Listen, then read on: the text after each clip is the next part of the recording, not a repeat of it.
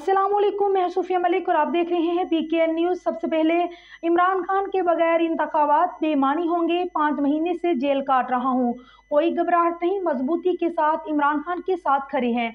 Election का माहौल बनेगा तो हाथ बांध के तो नहीं इलेक्शन होगा। साबिक वज़ीर आला परवेज इलाही का अदालत पेशी के मौके पर मीडिया से गुफ्तगू। मज़ीद तफसीलात सरदार ताहिर महमूद की इस रिपोर्ट में। साबिक वज़ीर आला परवेज इलाही के खिलाफ जुडिशल कम्प्लेक्स तोड़फोड़ केस। परवेज इलाही को जुडिशल कम्प्लेक्स रिमांड मुकम्मल होने पर जुडिशल कम्प्लेक्स पहुंचा दिया गया।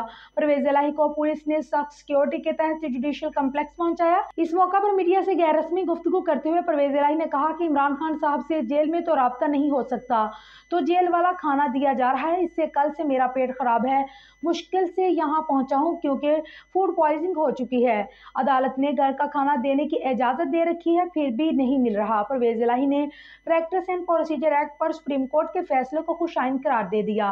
परवेज इलाही ने कहा है कि फैसला खुशाइन, देखते हैं नवाज शरीफ अब क्या बयानिया बनाते हैं। मजीद कहा कि चेयरमैन PTA के बगैर इंतखाबात बेईमानी होंगे, खान साहब के सील की दीवार गिराई जाए जिससे कुछ बेहतरी हुई है। 5 महीने से जेल काट रहा हूँ, कोई घबराहट नहीं, मजबूती के साथ इमरान खान के साथ खड़े हैं।